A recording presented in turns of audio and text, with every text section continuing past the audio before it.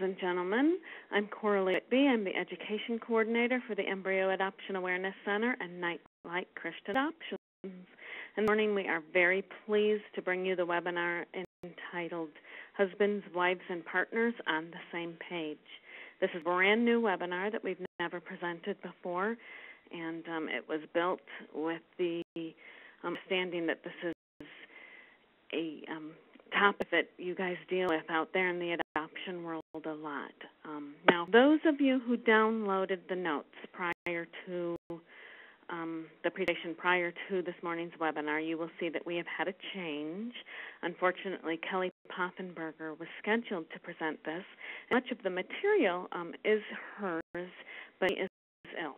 So stepping in for her today is Daniel Nierbas, and he is the Director of Nightlight Christian Adoptions in California. And we also have with us today Jana Rupnow. Dr. Nierbas holds a Ph.D. in counseling from Fuller Seminary, and he holds 3 master's degrees in addition to his bachelor's from UC Irvine. And Jana Rupnow is a licensed psychotherapist. She's a published author and speaker with an emphasis on family and fertility challenges. Her specialties include adoption, infertility, miscarriage, and third-party reproduction, including consultation, screening, and counseling with egg donors, surrogates, and intended parents. So we have the bases covered for today. For a bit of housekeeping, during the presentation, all participants will be in listen-only mode, and there will be a question-and-answer session at the end of the presentation. And this will be using questions that you submit, and I want to encourage everyone to submit questions as you think of them, because if you wait till the end, you'll forget what those questions were. So when you think of them, put them in there, and you can submit your questions at any time. To ask a question, simply click on the Q&A panel in the lower right-hand portion of the screen, type your question in the dialog box, and click the send button. If you happen to be in the full screen view, you can click on the question mark icon in the toolbar in the lower right-hand corner of the screen. This will open the Q&A panel on your screen only. When you submit a question, it will be visible to all of us on the panel. It will not be visible to any other attendees. After the presentation is over, in the next 2 weeks, we will distribute a copy of the presentation and a list of all the questions and answers, including those that we didn't have time to get to today, if that happens. We expect the presentation to last about 40 minutes, with 15 minutes for Q&A. If you are experiencing any technical difficulties, connect WebEx. The number is on the screen. I would suggest that you write it down in case you go down during the presentation. And as a reminder, this presentation is being recorded today. And if you would like a copy of that, know after the webinar. So we're ready to go. And here is Dan. Well, and good morning. Thanks for joining us here on our webinar. We're going to begin by talking about embryo adoption and what it's for a couple to be certain that this is the right choice for them. So next slide. I meet people who say they're interested in adoption. I'll ask if they've heard of embryo adoption. And times they'll tell me they haven't heard of it. Other times they'll ask what it is. And I'll ask, are you interested in giving birth to the child that you adopt? And, of course, that's a wild idea for some people to allow. But no one is ready for it, and it's not necessarily the right choice for everyone. So we're going to look at this morning as a couple have to work through to decide to go to embryo adoption and with the considerations against other types of adoption. First point we want to make this morning is that use the word embryo adoption. Sometimes people will ask why the word adoption, why not just use the word donation. The reason for that is we treat embryo adoption as other adoptions are treated, open adoption, where a couple will pass a home study and they'll have some form of continuing relationship with the donating couple, just as you would with traditional open adoptions. So we're asking couples to be prepared education and through counseling and through the process of a home study to make sure that they are a qualified couple to receive that embryo, and to give confidence to the donating couple that this child will be raised in a suitable, fit family. Let's go to the next slide. People choose embryo adoption. By and large, the reason that people choose it is because they struggle with infertility. The most common reason, but they would still be able to carry a child. The woman may be able to give birth, but not able to conceive or to carry the embryos that they've already tried to create from in vitro. So a couple reasons they decide not to go forward with their embryos. Look at the bottom left there. Maybe they've decided against fertilization, maybe because of age or because of some genetic propensity to problems that they don't want to pass on to their children. They've decided that having their own genetic child is not wise for them, but they still have to carry a child, so they're going to pursue the donation of that embryo from another couple. In this case, rather than deciding against in vitro fertilization, it may be that IVF has failed several times. They're willing to continue on an emotional roller coaster and seeing that fail, so they want to have that embryo donated. In cases, there's a desire to rescue a child with the thought that there's 500,000 embryos in frozen storage. This is a heartbreaking idea for some people, and they want to give those embryos a chance of life. Next slide. About infertility and the strains that it puts on a relationship and how couples can work through these issues as they start looking toward their options, including embryo adoption. Next slide. We wouldn't wish that anyone, of course, struggle with infertility. It's a difficult thing for a couple to go through. But couples, when they're asked how it affected their relationship, would say that it's made them stronger. And you'll hear from Jana in a few minutes about how she counsels couples through that all the time, and does hear that they do a stronger relationship as they go down that road together. Look at some of the issues that they face on the next slide. When there's a fertility issue, especially if one partner who brings that to the relationship and it's not a mutual problem, then the partner who has the fertility issue will often feel superior, guilt, as a result of not being able to conceive, and also may feel depressed because they're the problem who's bring fertility problem into that relationship. And on the other hand, it may not be the case, but they may sense that their partner feels superior. Sometimes they may actually feel superior, or this might just be lingering suspicion that the other partner has. Finally, the other partner will feel disappointed. They didn't know that this issue was going to be there when they started their relationship. It wasn't what they envisioned for their future. They may feel somewhat relieved that they're not the problem, not the one who has the difficulty there. This is an unequal relationship, and it creates some stress on the couple. So let's look at a different perspective rather than having this unequal perspective. The couple can't do infertility as a problem that they are both working together. It's a medical condition that involves two people. Actually, that's the case because people come to agencies, they come to counselors, they come to fertility clinics, coming to solve this together. They're looking for a solution where both can contribute, be satisfied with the outcome, and the person is blamed. The next slide, and I'll turn it over to Janet to talk about communication. Thanks, Dan. Infertility is a couple problem, not just the woman. In fact, in a study done in Europe, about 500 women were interviewed, and 67% of the women reported that infertility may be impacting their relationship. Husband, 12% actually said it was hurting their relationship. And as you mentioned before, Dan, the good news is that 3% said that it made them closer. The next slide, please. So what I find is that what's a couple stronger is effective communication. That's the key.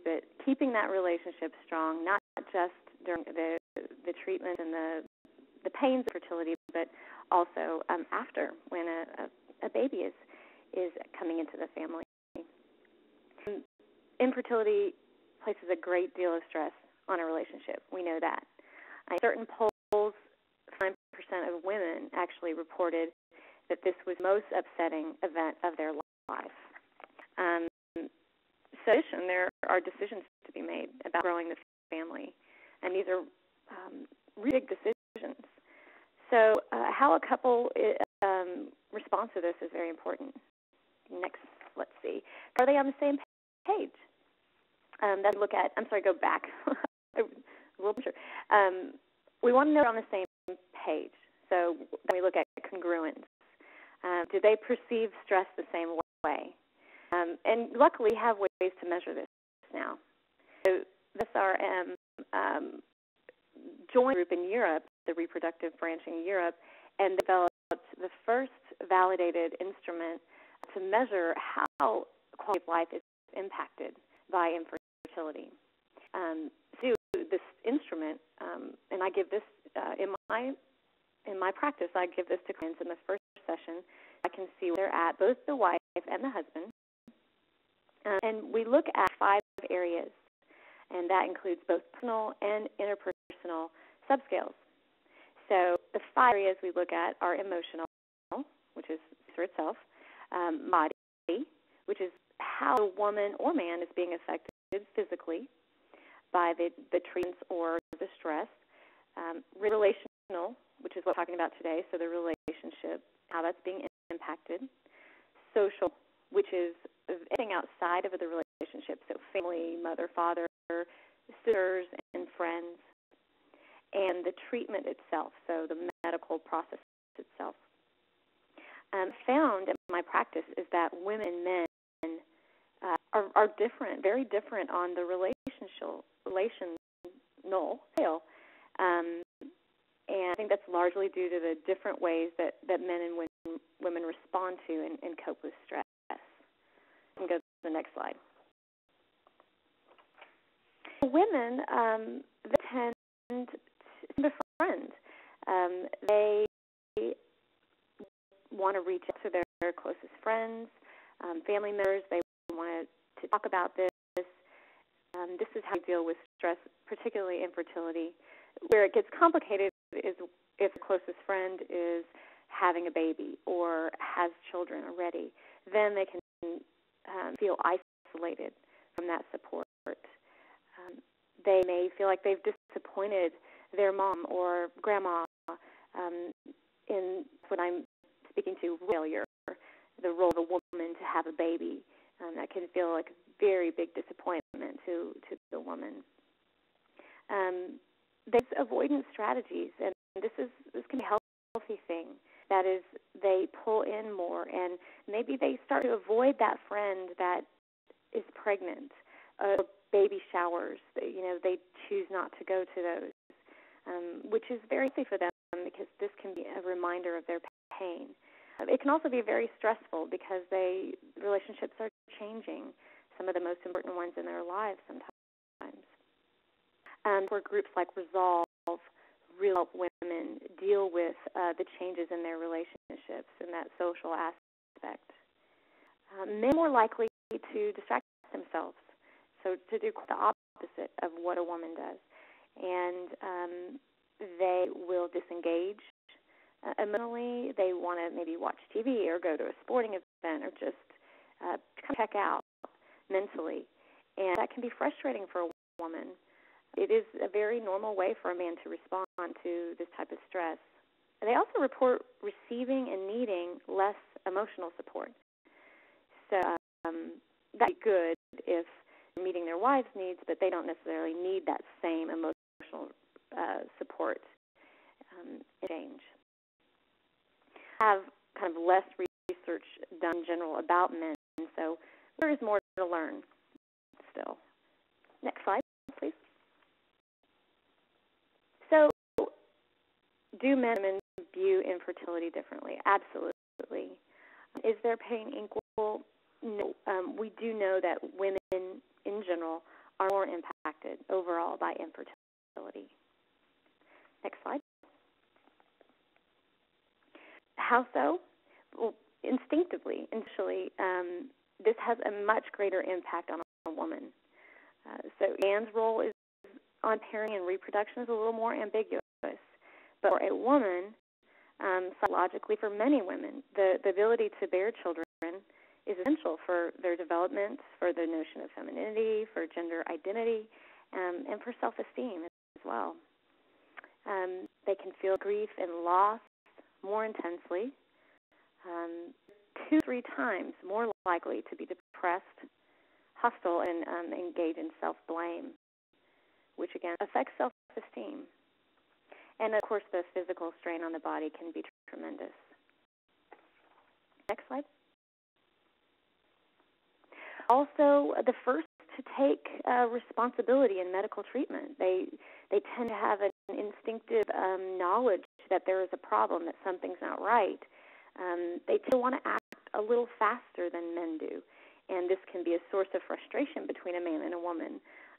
Women have a sense of their biological clock ticking, and men don't have that same instant reaction. Also, the first to often to seek adoption alternatives, party reproductive alternatives to achieve and have a child, where men, I see in my experience, a lot of times want to kind of put the brakes on things and take it slower. That can be a source of contention between the couple. Next slide. So what the scale, the subscales of quality of life and how a woman is impacted, if I see a woman is having a great deal of distress, it's usually across all scales, or it can be, or at least 2 to 3 are impacted. With a man, that's not so. In general, I see more of men kind of scores coming back with that relational skill or subscale being affected, and they will report often having a lower score than the woman even. So you see that for a man, the big impact infertility tends to have now, so as far as we know, is on a relationship. They are very unhappy seeing their wives unhappy. They are they're afraid that they can't help their wives, that they can't solve the problem. They're used to being able to fix things for their wives. And they're frustrated with the intimacy and the effect that infertility has had on their sex lives, because it really can have quite an effect on that. And I'll talk a bit about that in a couple more slides. Next slide.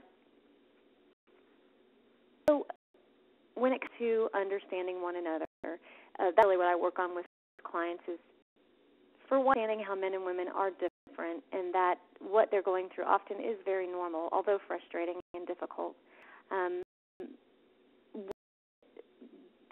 They let their problems impact every area of their life. That's not a negative thing. That's not to say that's not normal. It does impact a great deal of their life in different areas, and they need to talk it through. And they feel isolated, so it's important that they can talk about it with the person they're closest to, their spouse.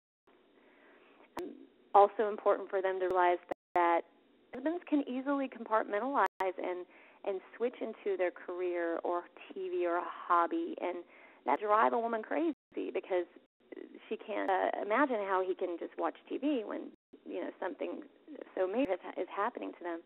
But that is a way for them to cope. And they, frankly, just can't talk about it all the time. They have a limit, and most men I speak to are kind of relieved to hear me this, that it's not being insensitive, but there is a limit to how much most men are able to talk about this aspect. So go into that and talk about some strategies with that.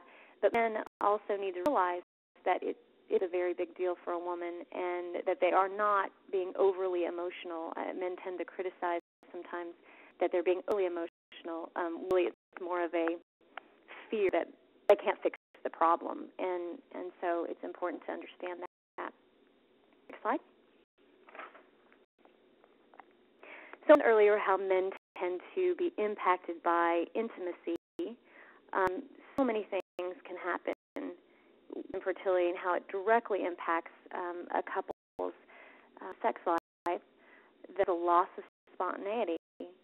So many couples who have been through this have experienced this. It becomes sort of a reproductive chore. There's the occupation with the outcome of the act instead of the act itself. There's a decrease in desire, not just from a psychological standpoint, but from the physical hormones that many women are having to go through in their bodies, and how that's affecting their drive. And the feelings of inadequacy and disappointment, and again, the blaming that Dan mentioned earlier, that can really come into play in the bedroom, as well as, causing a diminished connection between the couple, and depression and moodiness and all these things that can really affect that. So when I see couples come into the office with relationship problems, they often present as sexual complaints first. So that being said, it is important to know that it's episodes or phases you go through where you've lost interest. It's very common, especially during infertility. So not be too much if it's just a phase. Next slide, please. So we've been talking about the differences between men and women and what it means, the intimacy problems that often come along as well. What it means is communication is even more crucial. It's even more important that couples engage in effective communication. And if you've been cruising along in your marriage and everything's going well, it has been pretty free, and you hit infertility problems, it can really bring even the most minor communication issues right to the surface and make those bigger, amplify the effects. And so what I do work on and focus on is education and communication skills training. And that's been shown in research to produce the most positive changes couples that are dealing with, specifically with infertility. Educate couples about patterns that can cause extra strain on a relationship, certain personality styles of, a couple of one person is more of a distancer and tends to shut down, and the other one is a pursuer and needs to talk a lot. That can be one of the most complicated and related patterns. A couple, husband came home from work and was really kind of a quiet guy and didn't want to talk that much about, in general, let alone infertility. And we're dealing with years of infertility and had been through several treatments. And every day when the husband came home, they'll with the subject and want to talk about it. I mean, right as he hit the door. And he was exhausted and a attention span for talking about these things, especially at that point. And she felt shut out and continued to demand his attention. And then these escalate. There's disappointment. There's misinterpretations. So sometimes just this simple discussion and skills training on this type of pattern can make a huge difference. Activating is always important. That means not typing on the computer or on your phone while your wife is talking, but actually setting everything down, making eye contact, and being face-to-face, listening, reflecting, all those skills that we can teach in counseling and actually even practice are really important. Discussion boundaries, which means you might agree when you're in a good, stable place, agree on a time to talk about this. And even, it sounds silly, but it works, even a time limit on how long you're able to talk about it. Maybe that's minutes, maybe it's 10, maybe it's longer. It's going to depend on the couple and your capacity for communication, for listening. I always recommend that you follow that with a shared activity that has nothing to do with fertility treatments or reproduction or discussion of it, but something that you both enjoy. And next slide. Setting the rewards. Well, the reward is, of course, the baby and growing your family. And personal growth it's quite tremendous to see what a couple that has struggled with infertility in that process, what they can achieve and how much they grow. And I do tell couples that come into my office that are just in a deep state of hurt and pain that this is a transformative process, and they come out the same after this. And it can be fun, but it's usually very much a transformation in personal growth, improved relationship skills, and like we talked about earlier, a more closer bond. Next slide. So, and of course, the most rewarding is bringing home that child together. Those improved communication skills will most definitely benefit a couple as they take on the huge, enormous task of parenting a child, which needs just as much effective communication as the struggles that they've been through. So I will, at that, pass it back to Dan. Thank you, Jana. There's just some great strategies for counseling couples through the fertility struggle, and now to look at what the options are for that couple in building their family. So let's go to the next slide. Adoption is our main subject. That's not the only nor the right option for every couple. So let's look at how clients can decide which type of adoption, if they're going to pursue adoption, is right for them. Let's go to the next slide. With asking what it is that the client values and what it is that they're looking for. And in many cases, the primary concern or desire value of that client will kind of you in the right direction of what type of adoption is right for them. So if a couple desires less risk, then there's certain risks that will out here that would help that couple decide toward international adoption.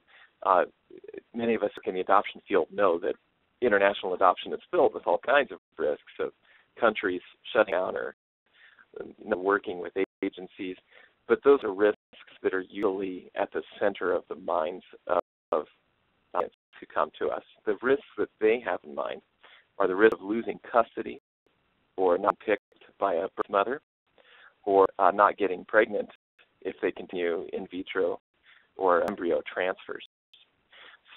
So if they pursue foster care, they have a risk of losing custody. If they pursue domestic adoption, they might be picked by the birth mother, and if they continue with in vitro, they pursue embryo adoption, then they might not be able to get a child to term. And for some couples, none of these risks are acceptable, and international adoption might be the right choice for them. The additional value of giving an orphan a home, if there's couples who are overwhelmed with the thought that there's 140 million orphans in the world, and they want to open up their home to these children, then internet adoption might be right for them as well. Let's slide. There might be a couple who feels pretty confident that they will be picked by a birth mother, or willing to wait for many years that your agency tells them to brace themselves for and to expect for a domestic adoption. So if they are not able to get pregnant and they don't wish to become pregnant, they have the desire to help a woman in a crisis pregnancy. Domestic adoption might be a choice for them. Next slide. And if a woman does want to become pregnant but is not able to conceive, either because one of the partners has a fertility problem, or the none of them have a fertility problem, but the embryos that they create are somehow just not viable. Or it could be that she's too old to conceive but still old enough to carry a child. Then embryo adoption would be an excellent choice. That they're not able to conceive but they do want to give birth. And they also have the additional desire to give a chance of life to a frozen embryo. People might want to pursue embryo adoption. Okay, fine. We're going to look in just a moment at some of the advantages and disadvantages of embryo adoption. And here at the top of this slide is that some couples are not ready to go back on the IVF roller coaster. Now, embryo adoption is different from IVF because embryos are already created and already have a stronger chance of viability. But nevertheless, they still will have to go through with an embryo transfer. And the embryo transfer is not a guaranteed success. So let's look at some of the advantages and disadvantages on the next slide.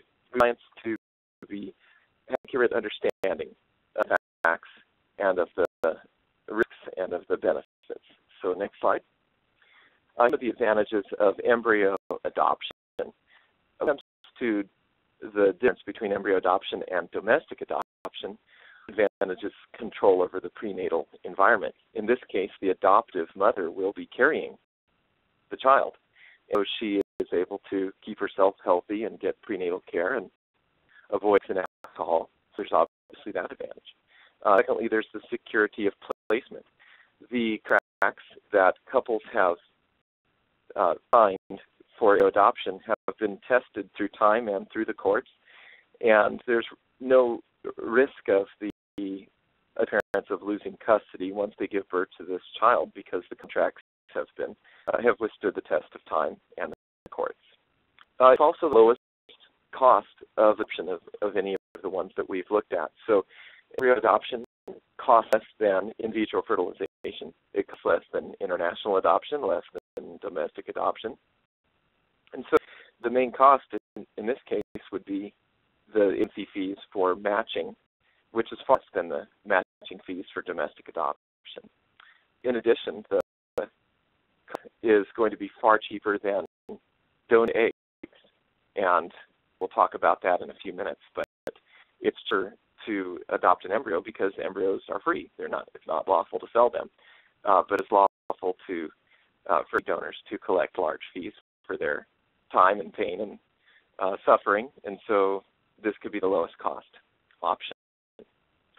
To nurse the child, which many women are longing for and looking forward to, as well as the prenatal bonding. Okay, next slide.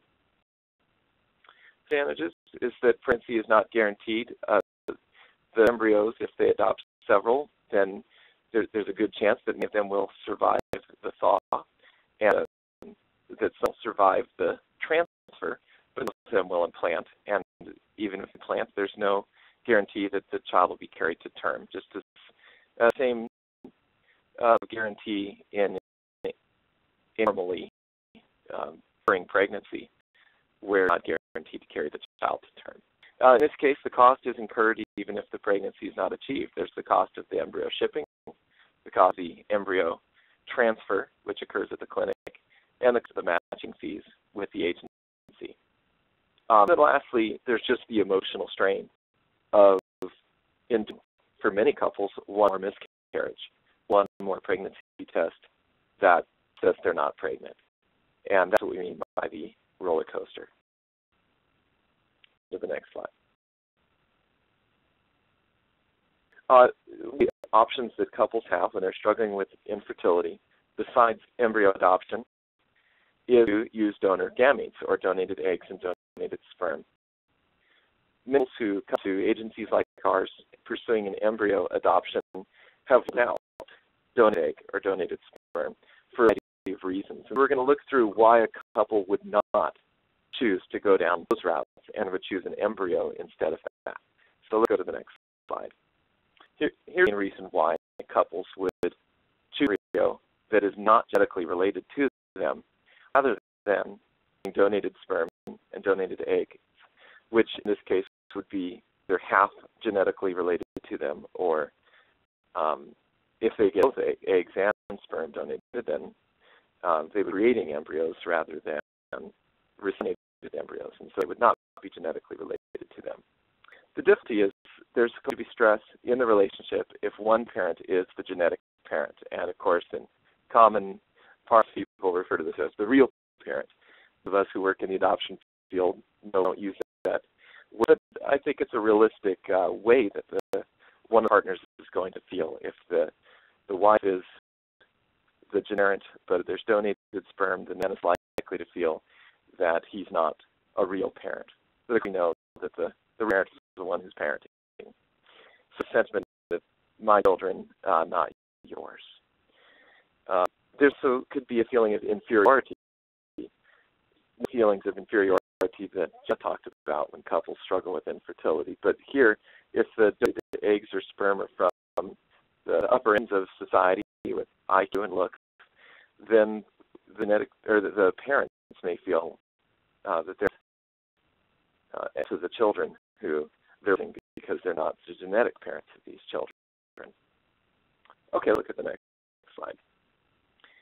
In addition to that, men are particularly sensitive about having donated sperm because they don't sense that they contributed to this pregnancy, and they don't feel they contributed to this decision as much. At least the woman is able to carry the child even if she used donated eggs, but the man didn't genetically and didn't carry the child.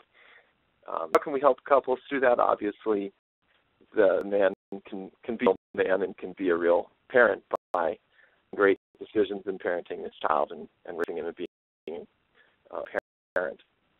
But these are the realistic issues that couples face and why they would rule out eggs and donations. Look at the next slide.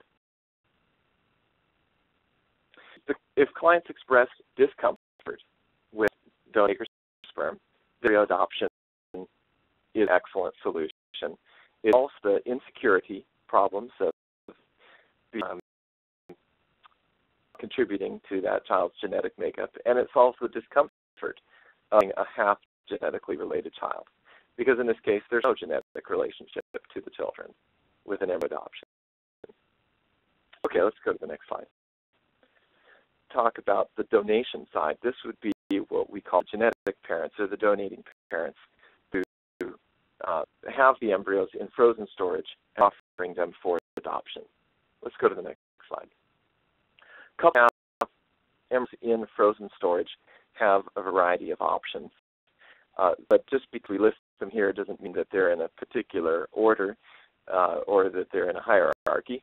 In fact, the majority of couples decide not to discard their embryos because once they have created these embryos, and especially once they've carried them to term, they place a value on these embryos. They know that they have the potential for life, and they in their own home what the embryos become, their very own children that they're raising.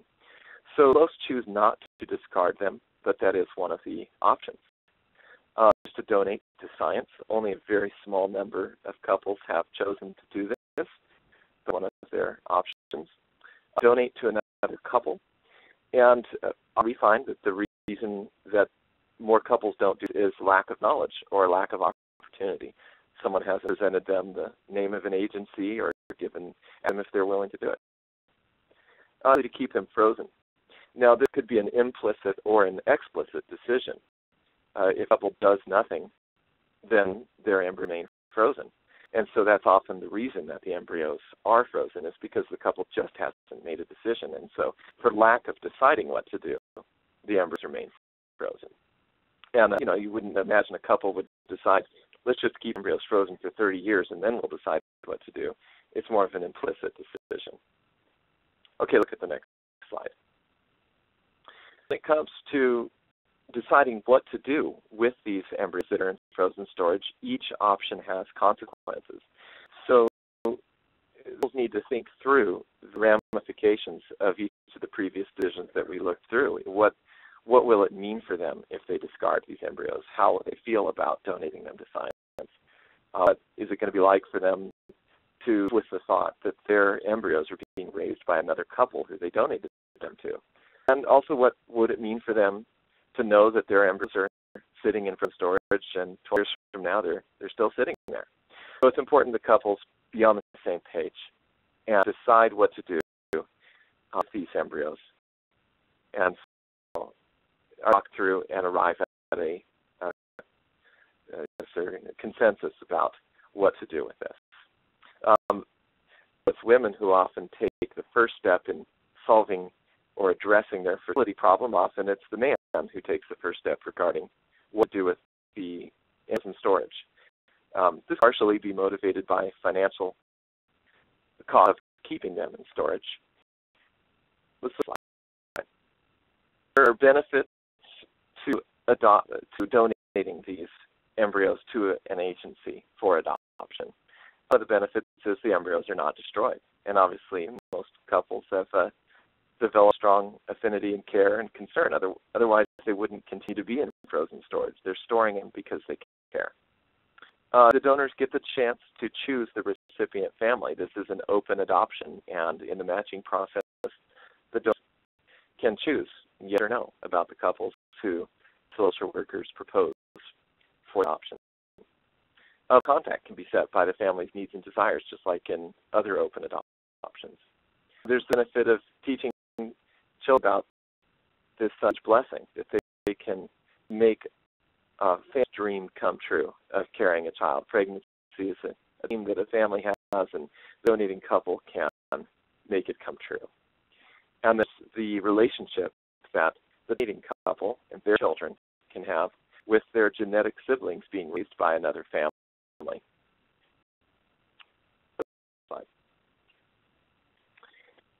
When it's so important for the couple to be on the same page, fortunately, with embryo adoption, they have time that they need in order to make this decision, because embryos can be stored for some years. Embryos have become viable and been born after 20 years of storage. So the couple does have time to make this decision and to reach a conclusion that's acceptable to both of them. Let's go to the next slide. Summarize what we've talked about here. We've looked at the communication tools, the time that arrive at these decisions, and the tenacity to make sure that this is a decision that both partners can live with. So let's review those tools. Next slide. Couples to come to an agreement when it comes to what to do about their infertility issue, as is through communication. Jana talked about the communication skills and strategies to help an infertile couple come to a decision of what they're going to do.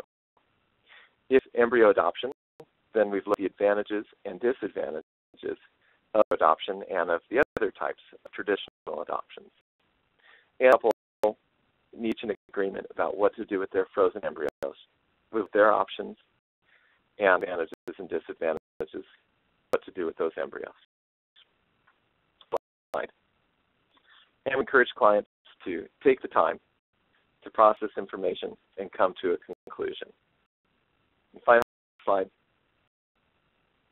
To have thought this through, they've already thought through this for the issue and their options for a long time. Our agency, when couples give us a call first time, we know that this is something they've been talking about for years. So them to come to an agreement, whether genetic parents or adoptive parents, that they're good about the decision that they've made.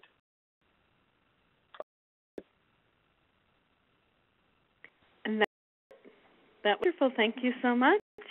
I want to encourage everyone to submit questions. Here's a reminder about what that panel will look like on your screen. And while we're waiting for questions to come in, I want to remind you about some future events that we have coming up. Next month, What Do We Tell the Kids? This web is being revamped. It's backed by popular demand, and it's going to look a little bit at what you do when you failed to, preach early. Tell the kids early, tell them as soon as they come home, show them the books about IVF. What if you haven't done that? So this webinar is going to concentrate on what we tell all the kids also in particular cover what happens when you've missed that very early window, and how do you go about telling your kids when they're a little older. In November, we have no webinar because it's going to be Thanksgiving. So hope everyone has a wonderful Thanksgiving. I'm going to unmute my presenters here, and I am going to wait for some questions to come. We have one. I'm going to throw this to you, Dan. What is the typical cost of an embryo adoption? Well, we start with the embryo. The embryo is free because they're never sold, and the couple who's donating the embryo receives no compensation whatsoever. But costs that are incurred, there is shipping of the embryo in box storage through FedEx, then the embryo transfer at the hospital, and there's the home study. And if you're working in the adoption field, you know home studies cost anywhere from $2,500 to $3,500. Night's fee for the Snowflake program is $8,000. That includes the home study, the making process, and the shipping of the embryo. And those fees are typical for other agencies as well. So other agencies will not give an all-inclusive price, but they'll break it down by line item. But generally what the price ends up being for the agency side is about $8,000. So I want to point out that we did a webinar a couple months ago directed in particular to clinics. It is called Embryo Adoption, Comparing and Contrasting the Options.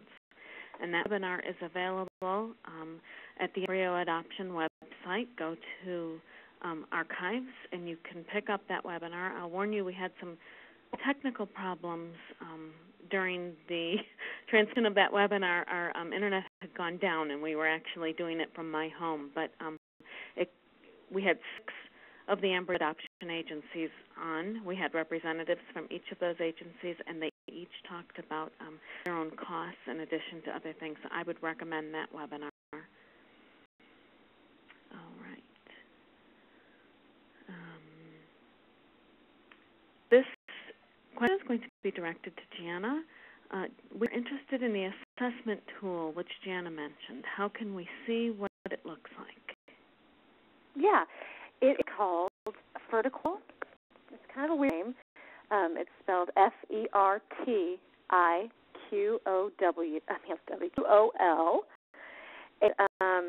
You can just Google that, and it will pull up the tool for you. You can go online and get it, and it gives you a scoring sheet and tells you how to score the test as well. You can provide that, Corley, if you want. We can talk offline. Yeah. Yeah, and we'll just send it out with the question and answers. It may come as will it come as a separate handout, Jana? Yes. Yeah. So send that out to all the attendees, and you can all have access to it.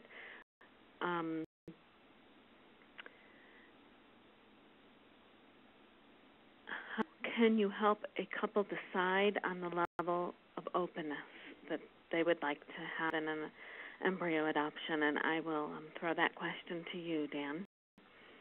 We actually do at our agency have a list on an interview page that helps the dating couple think this through.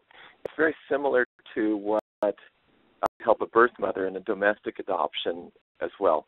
It's based kind of in a form of a series of things that you can envision. Can envision receiving a Christmas card from the adoptive couple. Can envision meeting them face-to-face sometime. Can envision receiving a phone call. So we start by having them envision some of those possibilities. We also want them to think through then, can you envision a child grow up somewhere in the world who you are genetic parents of that you never meet? That's one thing they need to think through. That they might not have really tried to envision before.